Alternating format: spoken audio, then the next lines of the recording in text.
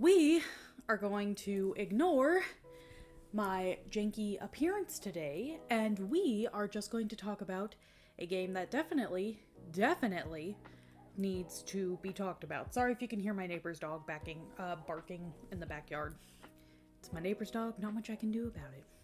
But anyway, let's just jump right into talking about Lost Judgment. Let's get into the story.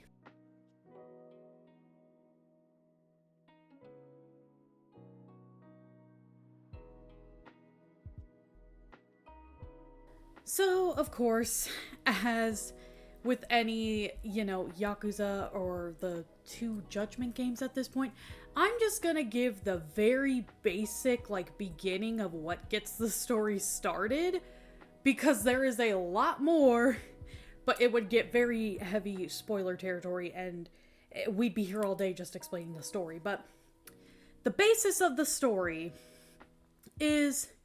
Game starts out, there is a trial of a man who was a cop who got caught putting his hand under a woman's skirt under the train. So, of course, he goes to jail because there's a ton of proof for it.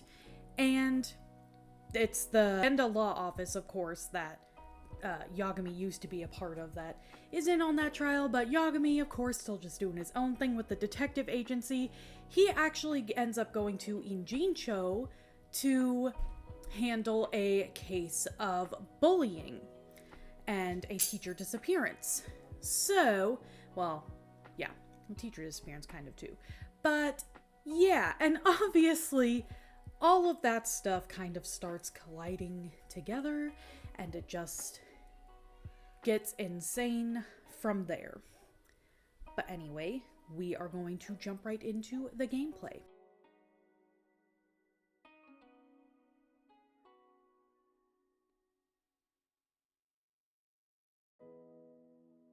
Alright, so gameplay, of course, there's a lot that is similar to Judgment, and then there's stuff that is improved upon. One of the things, of course, is you have your normal two fighting styles of Crane and Tiger, but this time, they also added a third called Snake. And Snake is meant to be more like you're using avoiding and evading to your advantage to attack more. I personally didn't use it that much. It's not bad by any means, but that's just how my play style was. I actually ended up using Crane the most, surprisingly.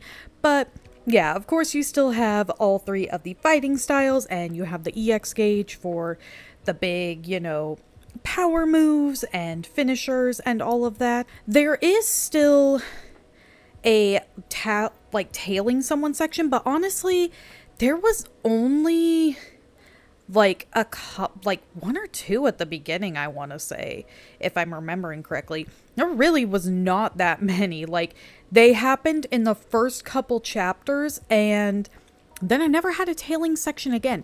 What this game decides to do more of, because it added it, and that does continue throughout the game, is sneaking sections. And now with the sneaking sections, you of course if you get seen, you have to start over. So it's not like you can just, and then you have to, if you get seen, you do the fight. No, it's you have to start over.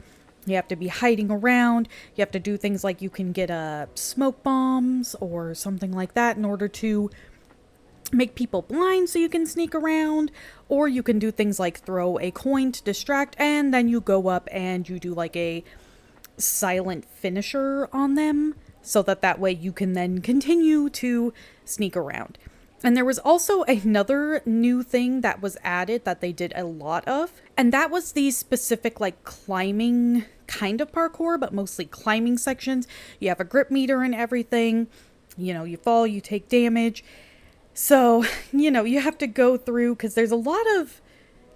They really liked the climbing mechanic in this game. It wasn't bad, but I will say there were a few times where I was struggling to try to get Yagami into position, and he just, walked off the edge, even though I was trying to line up to a wall to strafe, and he just, walked off the edge instead of, actually going into a strafe. It only happened a few times, and it wasn't the worst, but it definitely was a little annoying when it did happen, but for the most part, the climbing sections, you know, they work great. They're not too long, so they don't really overstay their welcome that much, thankfully. But yeah, that is something big that they definitely like to add in this. Another thing is there is in like investigate search mode, they did add a like quality of life thing, because in the original game, if you were zoomed in to focus in order to like specifically look at something, the camera would move really, really freaking slow. So the best way in the original game to do it was to just get the perk that your controller would like vibrate to alert you, so that way you weren't like having to move the camera extremely slow. This game, it doesn't have that perk anymore, and that's because they decided to just, even if you're zoomed in, your camera moves at the same speed. So honestly, that was something I really appreciated a lot. There are a few other things that are added as well, such as you get a few like extra gadgets. There's one that, you know, you listen for sound, and then there's another one. I can't think off the top of my head what it is, but there's a few, and I can't think of what it is because I didn't really use them a lot. They were done in like required main story, but I'm pretty sure they were going to be used a lot more in side quests, but I didn't really do a lot of side quests. More on that later in the video. But yeah, there are a few things, and you do even at one point get a detective dog who, he doesn't really stay with the party, but he'll help you find like side cases and everything. So that's, you know, another little fun tidbit that happens. As for everything else, gameplay wise, it's pretty much the same as Judgment, which no complaints. The stuff they did add, for the most part, I enjoyed. And if I didn't necessarily love what they had added, it didn't ruin the game for me. It's not like it dragged it down. Some of the quality of life features, very nice and helpful. But yeah, let us move on to my thoughts and opinions.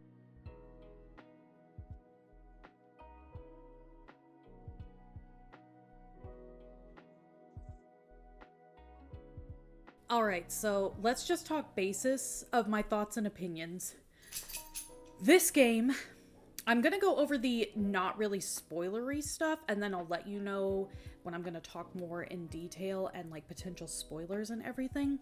So first off, just want to say music is absolutely amazing, especially the final boss fight. Love that. And then the song that plays at the very end of the credits, and that plays in the opening, because they like to do like an anime cutscene style opening after like chapter 1. I think it's when you beat chapter 1. Love that song. That song is now on my Spotify playlist. But yeah, the music, of course, is amazing. The acting, like, I always listen when I play the Yakuza games and the Judgment games. I always do the Japanese audio.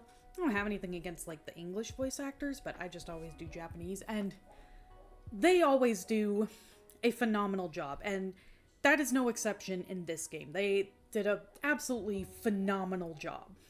The only thing I will say with this game is in like the Yakuza games, or at least the Like a Dragon with the RPG, and maybe it's because it's the turn-based RPG, maybe something like rewires in my brain for that. I do all the side quests, but I noticed in Lost Judgment, I wasn't really interested in doing the side quest. I wouldn't say they're bad, and I obviously can't say they're bad because I didn't even really check them out, but I was just way too invested in the main story that, I'm not gonna lie, I didn't really care to go do the side quest. Like I said, I'm sure they're not bad or anything. RGG Studios, like, they always do a good job with side quests and everything, but I just found myself way more invested in the main story. So I was just like, I want to get to the main story. Like, I want to find out what's happening. Especially like when the twists start coming in and everything, and it's basically that Sheldon meme where it's like, I don't need sleep, I need answers. Yeah, that's essentially what this game turns into. Of course, the game looks beautiful and everything too, and it plays great. I played obviously on the PS5. There were a few times where a cutscene, like, it seemed like it took a couple seconds to load, but I mean, it's not like it broke immersion, it didn't ruin the game. I didn't really have any lagging or anything during actual cutscenes or like during the fight scenes or anything. It just, there was a couple times where the game seemed to, it took a few seconds before, like when you walked into the area to like trigger and load the cutscene. But like I said, it was nothing, it was something I noticed, but it was nothing that ruined the experience or like dragged it out or anything. So, but that, it's just something I wanted to mention, you know, as a little side note. It was a thing. But yeah, so from this point, I'm going to kind of get into a little more specifics and a little bit of spoiler. I'm not gonna give like full details of stuff, but it definitely is a little more spoiler territory, so just keep that in mind. So I want to say, like, because I mean, all these games can get emotional, but the end of the game where, you know, you have Reiko, she's deciding to turn herself in, you know, after, even though her son finally woke up from the coma and everything, and just all the scene with that of like her, you know, on the phone talking with her son, and like when she's talking even with Kitakawa, the teacher, and everything, I was almost crying. I don't know if it's just because it caught me in a mood over it, like I was just in a mood of sadness or something, or even partly because like I have kids of my own, so like it's probably partly because I have kids of my own, because like, so whenever, ever since I had my first kid, like video games, movies, TV shows, if there's like a parent-kid dynamic, it can very easily make me like cry. So like, I don't know if it hit other people as hard, but like I said, the end of this game, oh my goodness, it honestly, it got really emotional for me at the end. Like, I was actually kind of crying, and I'll admit, I can be a bit of a crybaby, but there's not really a lot of games and everything that do make me cry. This game did. Like, it got very emotional at the end. And honestly, all, like, the new characters they added, I think they just, you know, added to the group. It was actually really cool, too, to, you know, kind of be in Ijincho, and also going into the high school and everything that you see in Like a Dragon, because in Like a Dragon, you know, you're there with Ichi, and you see the one side of the city. You never go into the high school, but in Lost Judgment, you do. And I don't know, it's just kind of fun, you know, because I know the studio has specifically said they're never gonna, like, have the main characters of these series meet. They're never gonna have that heavy-handed of a crossover. There has been in Infinite Wealth, there is a cameo from two characters from Lost Judgment, and in Lost Judgment there is a cameo of a character from Like a Dragon and Infinite Wealth. So they have like very tiny crossovers. The characters don't speak in these crossovers, but it is still cool, you know, even though we do have it confirmed, like, and I think it should stay that way, that these games are never gonna fully like cross over and meet. I think they should stay as their own separate, but it is still kind of cool to like, oh, you know, you go to where you played in the other game and you get to see kind of the city, and it honestly feels like from two perspectives, because there's certain things, you know, in the games that are like blocked off to you that you can't access, and then the other game you can access this new stuff. So it's like, it really does give a feeling of like seeing the same city, but you're seeing it through different eyes and as a completely different person. And I think they capture that really well and everything. But yeah, honestly, this game, like I said, I had a very hard time putting it down.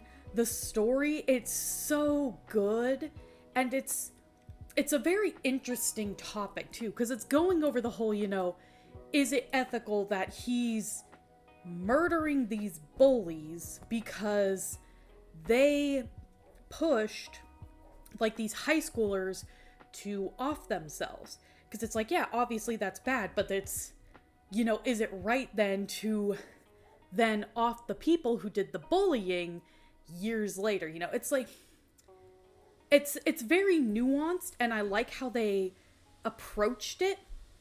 And you know, obviously, and like both characters, because you have Yagami and Kitakawa like butting heads, because you have Yagami, who of course takes the side of like, no, that's not right, like, yeah, two wrongs don't make a right, you know, you have to follow the justice system. And then you have like Kitakawa, who's like, yeah, but the justice system can be flawed, so why should these people who like basically made someone terminate life early, why should they get to live on and lead happy lives? Like, they gotta pay for it. Because like that was Curie grumbling. Sorry about that. I don't know where that came from. She just grumbles sometimes. She's a husky. If you have one, you know. But anyway, you know, he comes from the side of like, these people, they get away scot-free because these bullying cases, like, nobody gets charged, nothing happens. These people need to be punished for what they did. Which it's like, yeah, obviously, inherently bullying, like, you know, that's bad. Just pushing someone, like, bullying someone so much that they get to the point of terminating themselves. I don't think anybody would argue that that is good. But, like I said, the game just takes a whole interesting approach to it to really, like, get, you know, decide, like, and in some ways kind of let you feel, you know, up to what you feel. But I do like how you yourself can maybe, you know, pick who you side with, but they don't let the characters' convictions change. Like, they stay firm in that, you know, these characters, they have their beliefs, they have their convictions, and even Yagami, like, he will keep calling back to judgment of, you know, this is why you can't take justice, you know, into your own hands, and, like, you have to be careful with stuff, because, you know, he let someone walk free, and he thought he had a case closed, and then another innocent person ended up getting terminated because of that. So they both have they have their backstories and interesting reasons that fuels why they feel the way they do, why they're taking their stances and taking it so firmly on the whole bullying and him, you know, offing the bullies and everything. So, like, honestly, I highly recommend this game. At the end of the day, sorry for so much rambling with that, but it's such a good game. I really hope we get another Judgment game. Lost Judgment came out about like 3 years ago, so it's very possible we could, and I'm really hoping we do, because I honestly love this series. But yeah, honestly, go check out Lost Judgment if you haven't played it. And of course, if you haven't played Judgment, very highly recommend playing Judgment, because one, that way you get a lot of context and everything to lead into the second game, and two, Judgment's just a great game as well anyway. But yeah, that's gonna be it for today. Go ahead, leave in the comments if you played like Judgment, Lost Judgment, how you feel it compares to like the Yakuza, what you like about it and everything. Go ahead, have that discussion. If you want to see more videos like this, go ahead and hit that subscribe button. I upload every Friday. My Instagram, Twitter, second channel, Twitch, it's all linked down below. And with Twitch, I stream every Monday through Thursday, 8:30 p.m. Central Time. When I'm uploading this video, it is October, so we are in spooky month right now. So we're playing a bunch of horror games over on Twitch. So it's great. It's a fun time. But I hope you all enjoyed, and I will see you in the next one. Bye!